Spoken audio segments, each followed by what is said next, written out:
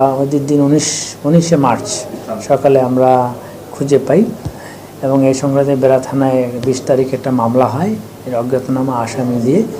এবং এই রহস্য ঘটনার জন্য আমাদের ইন্সপেক্টর তদন্ত লালপুর এটা নিয়ে কাজ করেন এবং সেই হিসেবে আমরা তথ্য প্রযুক্তির সহায়তায় ফজলুল হক খোকন এবং ভিকটিমের স্ত্রী জ্যোৎস্না খাতুনকে আমরা গ্রেপ্তার করতে সমর্থ হই।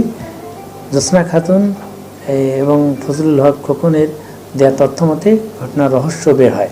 রহস্যটা এরকম ছিল যে জ্যোৎস্না খাতুনের প্রথম স্বামী হচ্ছে ভিকটিম ফজলুল হক, তাকে ডিভোর্স দিয়ে সে মানিক, দ্বিতীয় আসামি যে মানিককে সে বিয়ে করে বিয়ের 9 দিনের মাথায় তাকে আবার ডিভোর্স দিয়ে আবার সে ভিকটিম ফজলুলের সাথে আবদ্ধ হয়।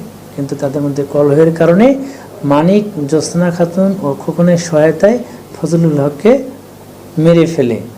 আসলে জ্যোৎস্না খাতুনের সাথে একটা ত্রিমুখী প্রেমের কারণেই এই ঘটনা ঘটেছে এবং এই সংক্রান্তে তাদের দেওয়া তথ্য মতে আমরা কিছু আলামত উদ্ধার করি এবং আসামি এই বিষয়গুলো স্বীকার করেছে। আচ্ছা, এই ঘটনায় আমাদের যে মূল সন্দিগ্ধ আসামি সে হচ্ছে আমাদের মানিক হচ্ছে তার দ্বিতীয় স্বামী জ্যোৎস্না খাতুনের। যেহেতু জ্যোৎস্না খাতুনের সাথে ফজলুল হকের বনিবনা হচ্ছিল না, যার কারণেই এই ঘটনার সূত্রপাত হয় যে যদি ফজলুল হককে সে মেরে ফেলে তাহলে মানিক পুরোপুরি জ্যোৎস্না খাতুনের বিষয়ে পারিবারিকভাবে আবদ্ধ হবে।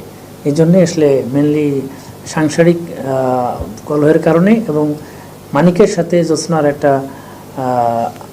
মানিক হচ্ছে জ্যোৎস্নার দ্বিতীয় স্বামী, এই ক্ষোভ থেকেই আসলে ফজলুল হককে মেরে ফেলে। মেনলি এই পুরো ঘটনার পরিকল্পনাকারী হচ্ছে জ্যোৎস্না খাতুন এবং মানিক।